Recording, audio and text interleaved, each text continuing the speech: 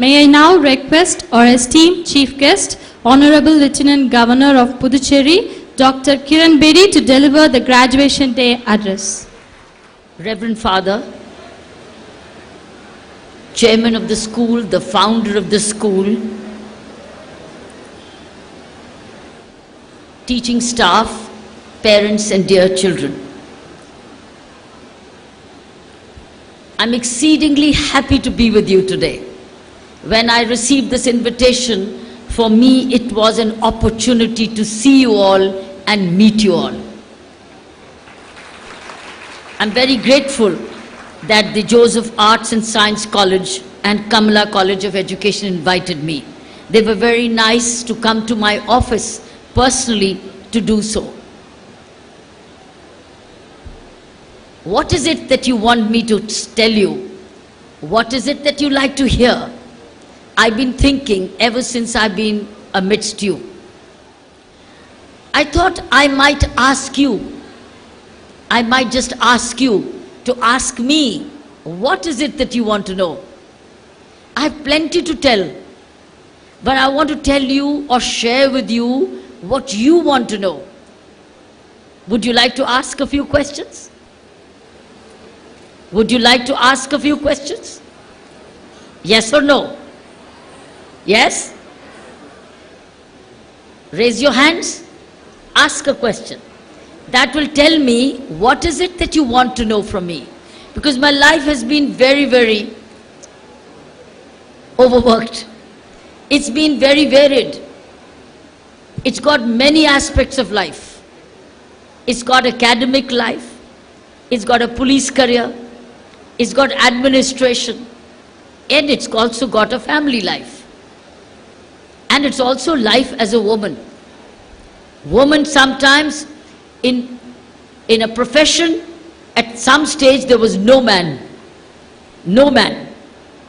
When I joined the police service in 1972, I was the only woman in a batch of more than 60 officers. So life has been very, very varied.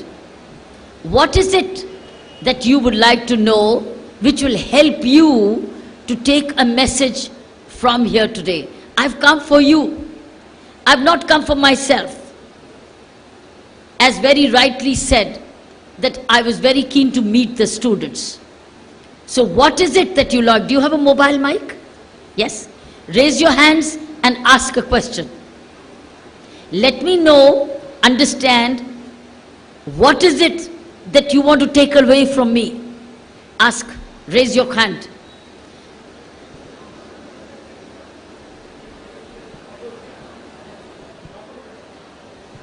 Good morning, ma'am.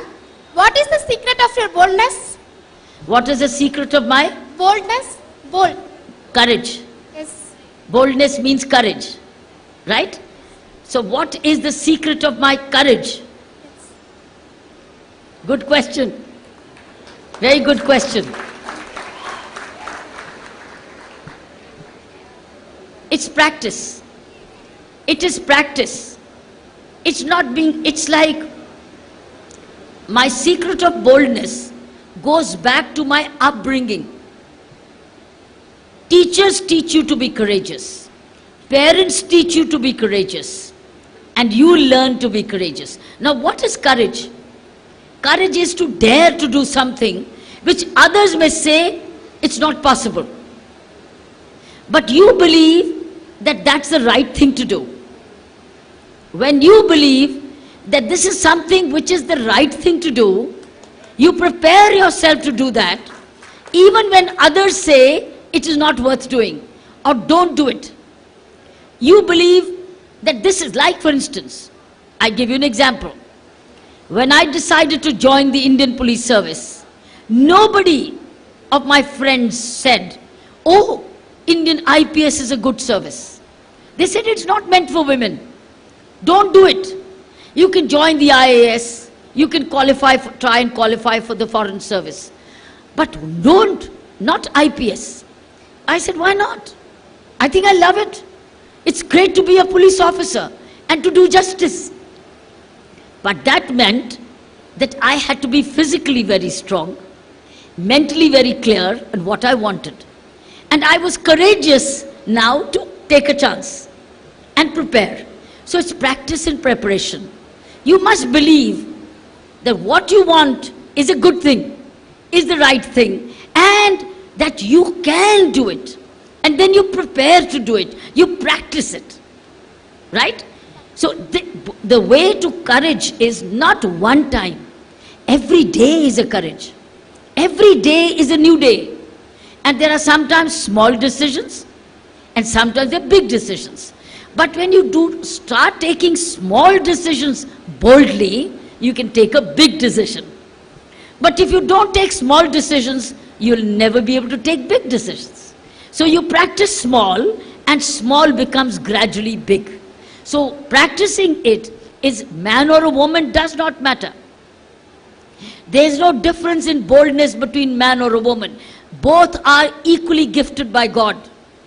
God has gifted us same kind of brain, same kind of heart, only 2 arms, only 10 fingers, same 2 legs. There's no difference. The only difference is that only a woman can produce a child. Man cannot. You only can become a mother. He is a father. But only you can produce, because you alone can carry a child and become pregnant. So that's the only difference. There is no difference between man or a woman. Only difference is that only a woman can give birth to a child. You understand? There is no other difference. You must understand that. Therefore, this is when I was small, my parents told me, there is no difference between you and a boy and a girl. You are as good or as bad as a boy or a girl if you do not become yourself courageous. The most important thing in your life today is courage. And this is the least attended to and learned, because books cannot teach you to courage. Books, you have to teach yourself courage. Books can teach you how to be a good teacher. Good books can teach you how to be a good scientist, a biologist or a zoologist or a professor. But books can give you ideas, but you have to practice it. So the route to courage is, first of all, every day believe that what you're doing is the right thing to do, and then do it. And then you have to plan to do it. It's not that you can swim in the pool without knowing how to swim, then you'll drown. For that you will go to a coach. You will learn swimming first and then you will swim. And not that you will drown. So you want to swim, go to a swimmer, a coach, and practice every day and then dare to swim. It's called courage. So it's by bit you learn courage. But you can read about courage, but you have to practice a lot about it. Okay? Thank you, ma'am. Okay, your next question. It's a very good question she asked me. The most important thing in life, friends, is courage. Anybody who has courage has life. A life without courage is no life. No life. There's no difference between an animal and a human being if the person doesn't have courage. Animals live their life as structured by God. But human beings live a life as structured by God, but as acted upon by you. God gives you your life. God gifts you your life. God gives you good health. But what you do with your health is your gift to God. Isn't it? So being courageous is your gift to God. So if you are all the time very afraid of taking any decision or doing anything nice or anything which is different, then you are actually not using the gift of God to you. God has actually gifted us. Every one of us is gifted here. The biggest gift any human being receives from God is good health. If you've got good health, you've got everything. And what you do with the good health is your gift to God and gift to yourself. This is what I was taught by my school. As Reverend Father said, I was educated in Sacred Heart School. It was a Catholic school in Amritsar. I was studied in Sacred Heart School. I was taught by nuns from Belgium. Those days, nuns used to come from Belgium. Later on, my school got Kerala nuns. So, this is what my school taught me. Then my mother and father taught me the same thing. And then I educated myself the same way. And every day, I can tell you, is practicing courage. Every day is taking the right kind of decisions. To be honest every day is courage. To be truthful every day is courage. To be upright every day is courage. Because there are so many temptations around you. But to reject those temptations and stay upright is courage. Isn't it? Isn't it not? Tell me, isn't it courageous to be honest every day? Yes or no? Come on, wake up. Yes or no? Yes. No. Yes. Please wake up. I've come to see you. I've come to talk to you. Okay, next question. Next question. Now you need courage to ask a question. Yes? You need to be courageous to ask a question. So I find the second lady, woman, courageous. Where are the boys? Where are the boys? Are the boys afraid? Afraid to stand up and ask? Okay, your question. Good afternoon, ma'am. What will you tell with you when you are overcoming the obstacles? What will you tell with you when you overcome the obstacles? What do I tell myself? Yes. Yes. What do I tell myself when I overcome an obstacle? Obstacles, yes. I feel I've done my parents proud. When I overcome an obstacle, when I come and overcome, I say thank you God for having helped me overcome an obstacle. Because you cannot overcome obstacles without the grace of God. Remember that.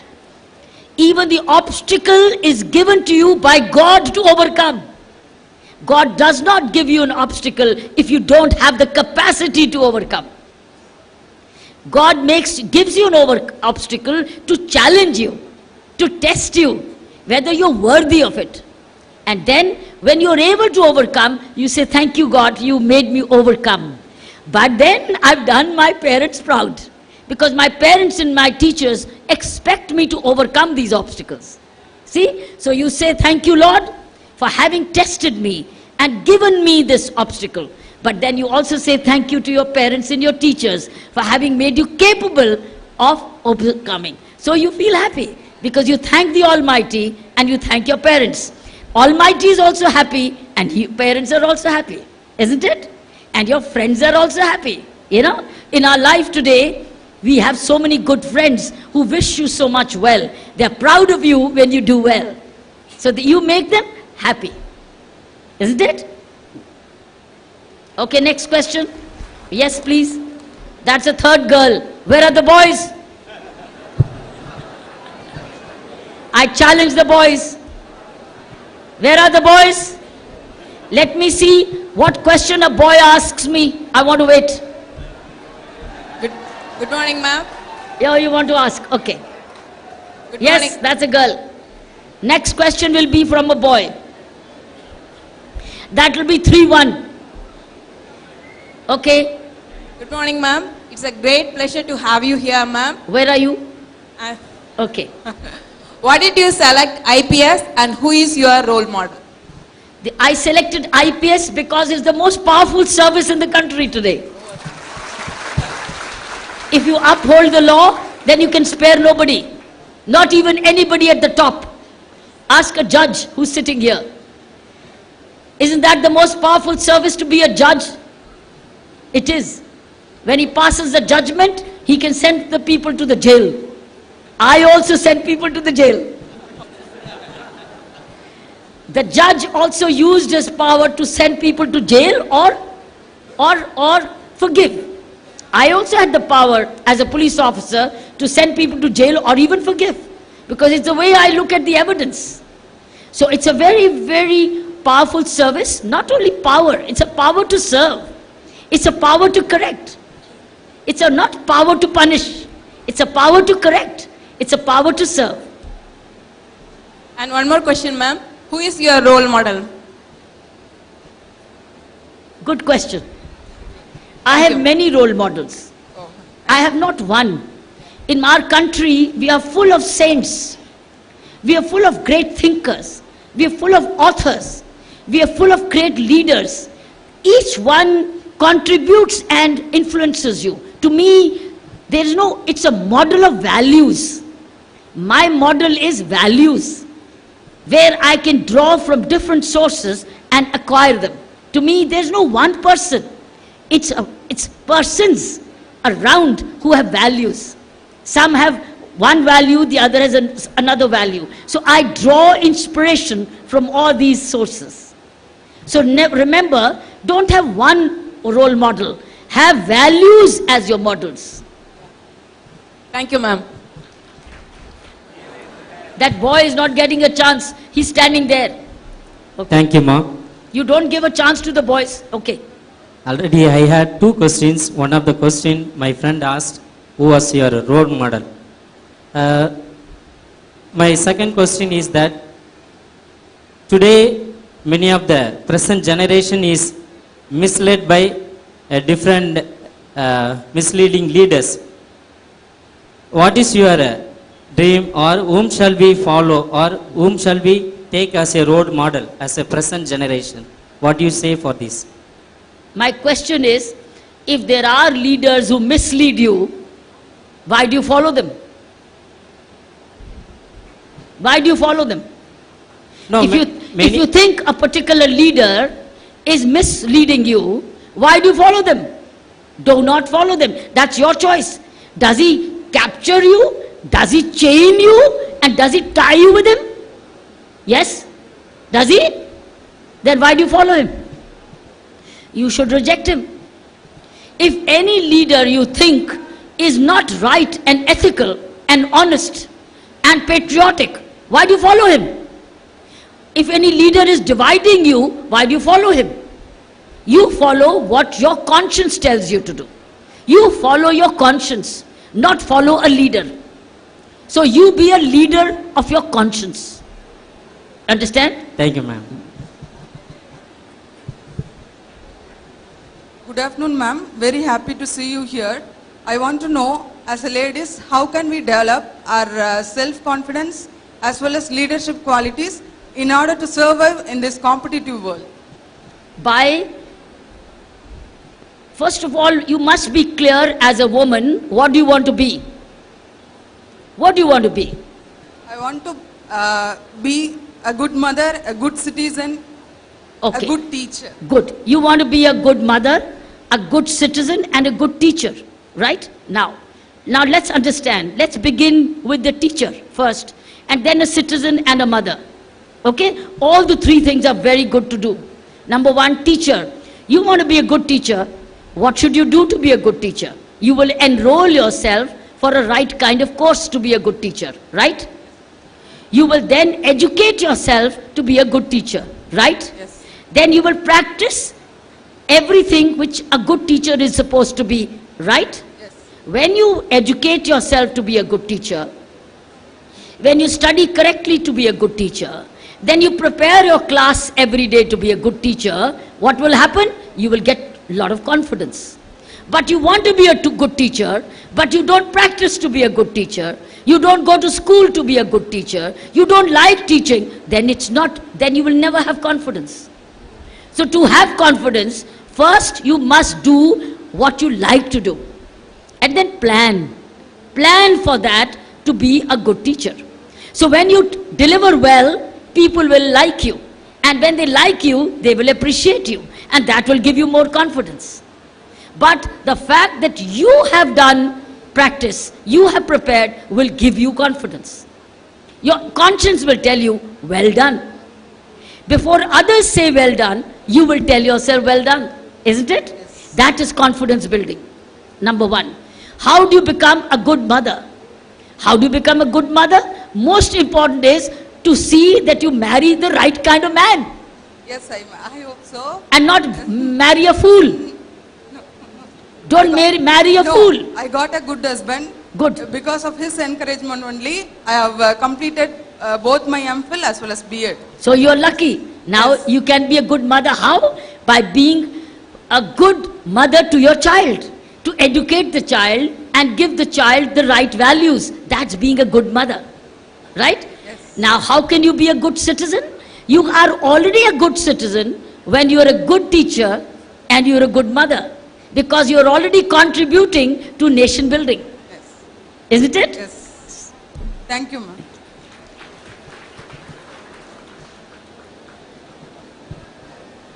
Good afternoon, ma'am. What is your strength and weakness, ma'am? Huh? What is your strength and weakness, ma'am? My strength and weakness. Yes. Weakness I will never tell you. Why should I tell you my weakness? Why? And number two, if I have a weakness, why should I let the weakness remain? Why shan't I surmount it? Why should I live with the weakness? Huh? Weakness is when you give up on yourself. That's weakness. But if I know that something is not right, why should I give up? I should continue to work. So when I continue to work, it's not a weakness. Okay, thank you, ma'am. Isn't? Nani? And my strength, I'll tell you my strength. Good afternoon, ma'am. No, please ask him to stand up. You don't want the full answer? You don't want the full answer? Yes, I want. Yes, then why did you sit down? Sorry, ma'am. That's okay. No, make him stand. I haven't answered your question. Don't. What is your strength and weakness, ma'am? My strength is, let me think. My strength is belief in God. My strength is belief in God. Okay, thank you. I feel whatever I have today is a gift of the Almighty, and I must live up to that gift, which means a lot of hard work. That's my strength, that I believe in whatever I have is a gift of the Almighty, and whatever is a gift, I have to honor and respect it. So that means there is so much to do. So much to do. Yes, You have to work hard. yes. You have to be honest. You have to have value systems. Isn't it? Yes, So- ma'am. So my strength is the belief. Why? Why do I say my belief in God? Did I give myself these eyes? Yes or no? Yes, ma'am.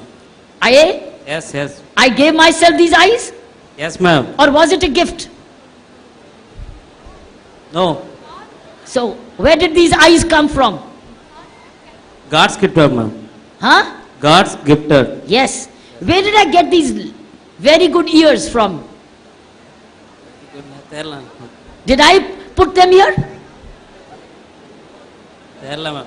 Did I put these ears here? No, Yes. ma'am. No. Did I give myself a beating heart? No, ma'am. Did I give myself this brain? No, ma'am. Did I give myself these legs? No, ma'am. Then, when everything is not mine, it's a gift from somewhere. Somewhere there's a gift. No. So my strength is I recognize whatever I have is not mine.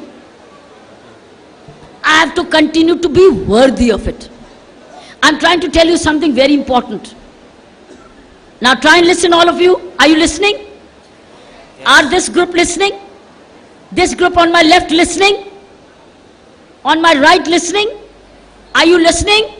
I'm going to ask you what I told you. It's very, very important to understand what is with you right now doesn't belong to you. It's not yours. You have been gifted this. You cannot steal it. It's a gift you cannot steal because it doesn't belong to you. And if you start abusing it, it will be taken away. I'll tell you when it's taken away. Let me give you an example. Those people who drink away their life, what do? What do? They become alcoholics and they drink away their life. What happens? They become alcoholics and now they go to hospital. What did they do? They abused what they got as a gift of the Almighty. Am I right or wrong? Answer yes or no. Yes. You're not answering yes or no. Whatever you have is not yours. What did I say? Answer my question. Tell me, what did I say? Just now, what did I say? Because what I'm saying is exactly the problem with the youth at the moment. This is the problem with the Indian youth right now. They are taking many things for granted. What did I say? You want me to say it again? Do you want me to say it again? Or do I speak in Tamil? Are you understanding English? What did I say? What did I say? If you haven't understood, I'll say it once more. You want to hear it again? Do you want to hear it again? Yes or no? I said, whatever you have at the moment does not belong to you. You are only a trustee. You are only a caretaker. Whatever you have today with you, you are only a caretaker. You are only a tenant. You are a tenant in this body. These eyes don't belong to you. You've been gifted them. They can go. The brain doesn't belong to you. It can go. You can go mad one day. Suddenly something can happen. Your heart can stop beating. You will die one day. It decides to not beat. We are only caretakers. So what have I said? Whatever you have does not belong to you. You are only a, what are you? What are you? Say it. Men, women, say it. What are you? Say it again. Those people are not saying. What are you? I want to know. What did I say? Speak, yeah. Speak. What did I say? Caretaker. Speak again. Say caretaker. Caretaker. Caretaker. When I say you're a caretaker, it means you cannot put anything wrong in this system. You cannot smoke. You cannot drink. You cannot eat anything which is hurtful to this temple. This body is a church. It's a temple. It's a place of worship. This body is a place of worship. Are you understanding? This alcoholism in the South is damaging the entire society. Do you know this? This alcoholism in the South or anywhere in India is damaging the society completely. I've seen families being ruined. Is this the right thing to do? Is it right? No. Because this body is your temple, gifted to you by the Almighty. You are only a, what are you? Say it again. Yes. So once you are a caretaker, you are a protector of this body. What is your protection? If you let it be lazy, or if you ruin it, or you abuse it, it is only for right use, not abuse. It is meant for hard work. It's meant for right values. It's meant for right speech, right action, right deed. This is what the new Indian generation has to understand. This is what education is. If in education you understand that this human body, you are a caretaker. You have to protect it. And education is to use this body for the good of humanity. If you do that, you have achieved the goal of your life. But if you don't understand, you may get a degree. This degree has no meaning. No meaning. Have you understood? Okay, any other question? Last question. Okay. Okay, last question.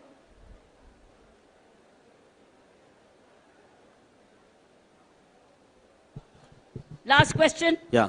Good afternoon, madam. We are really proud to be here as from advice from you. I am a teacher of one of the government school. When you are on IPS, you make the world to change, world to turn on you. When you are on IPS, the world turn on you. Now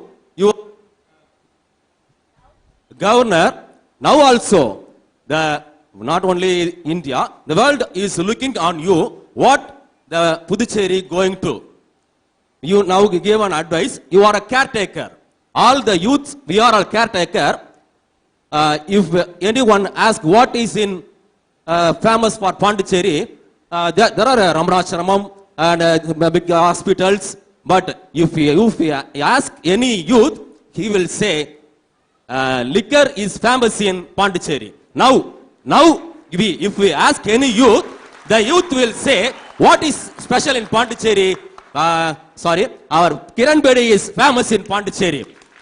You have turned Pondicherry. Now youth are very, very well. Can you, finally, I want one application on you. Can you make the Pondicherry non-liquor? Can you make, because from Kanyakumari, youths are coming to tour Pondicherry.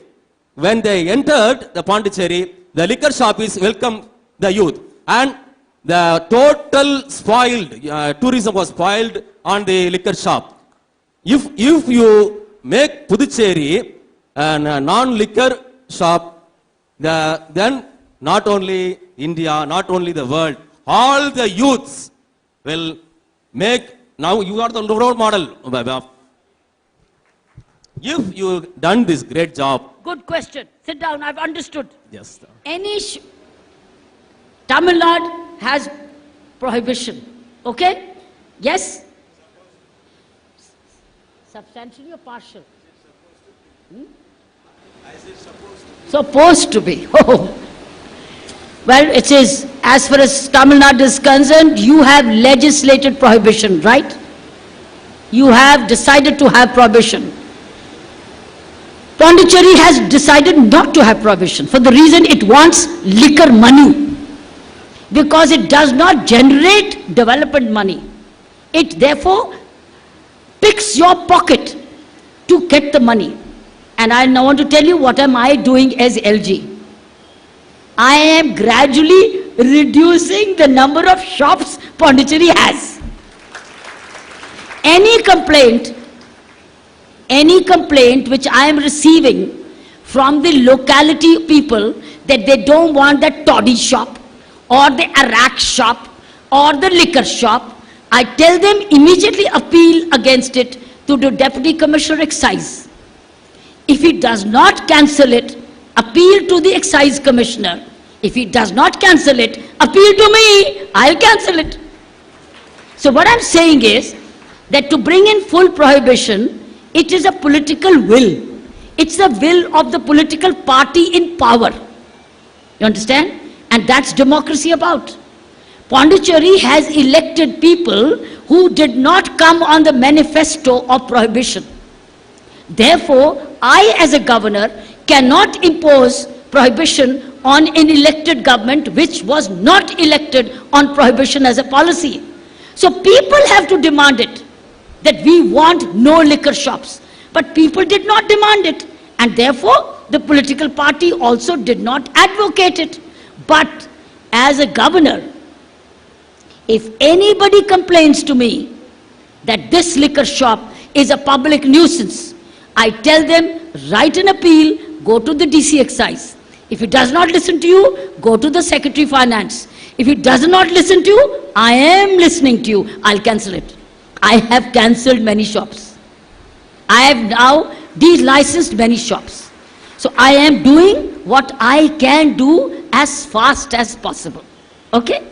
So now I only want to sum up and to say, I want to thank Joseph's Arts and Science College and the Kamla College of Education and all those who are present here, Reverend J.D. Joseph, Professor Dr. Murugan, the Most Reverend Dr. Ezra Sarugunam. I want to thank Dr. Subbu Somu. I want to thank Thiru S. Balasubramanian. I want to thank Justice K. Swami Durai.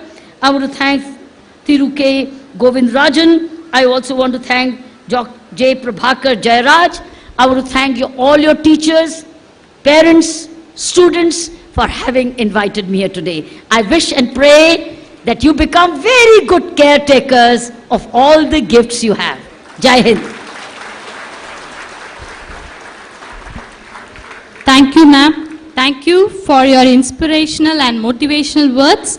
You have taught us to be courageous, honest, truthful, and patriotic.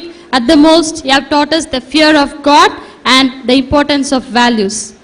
Tirunavalur Joseph கலை அறிவியல் கல்லூரி மற்றும் கமலா கல்வியியல் கல்லூரி சேர்க்கை நடைபெறுகிறது. விழுப்புரம் மாவட்டத்திலேயே அதிக ஆராய்ச்சி பாடப்பிரிவுகளை கொண்ட ஜோசப் கல்லூரி தமிழக கவர்னர் ரோசையா, புதுவை ஆளுநர் கிரண் பேடி ஆகியோர் பங்கேற்ற பிரமிக்கமிக்க பட்டமளிப்பு விழாக்கள், அதிக கருத்தரங்குகள் நடைபெறும் கல்லூரியும் இதுதான். What is the secret of your boldness? A life without courage is no life, because you cannot overcome obstacles without the grace of God. பன்னாட்டு கருத்தரங்கத்தின் புத்தகத்தை புதுவை முதல்வர் நாராயணசாமி அவர்களும் இலங்கை வடக்கு மாகாண முதலமைச்சர் சி.வி. விக்னேஸ்வரன் அவர்களும் வெளியிட்டார்கள். அனைத்து ஊர்களுக்கும் இலவச பஸ் வசதி, 50% கட்டண சலுகை அளிக்கப்படும். கல்லூரிகளுக்கிடையேயான கலாச்சார போட்டிகள், வேலை வாய்ப்புகளை பெற்றுத்தரும் ஒரே கல்லூரி ஜோசப் கல்லூரி. மத்திய அரசினால் திறன் மேம்பாட்டு பயிற்சிக்கு அங்கீகாரம் பெற்ற கல்லூரி.